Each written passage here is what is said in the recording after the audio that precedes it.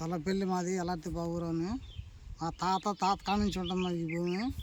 వాళ్ళు ఏం భూమి అండి? జాంపడి భూమి. తాత కాడ నుంచి ఉంటుంది ఇది.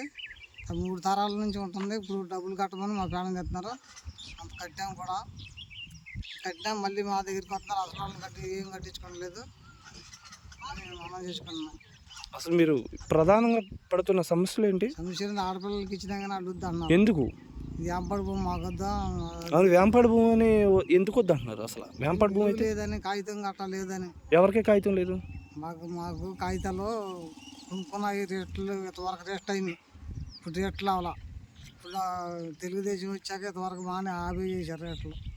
20 ఏళ్ళ క్రితం రేట్ అయింది. ఇప్పుడేమో రేట్లు లేవు. అగ్రిమెంట్ కాగితాలు రాసుకుంటారు.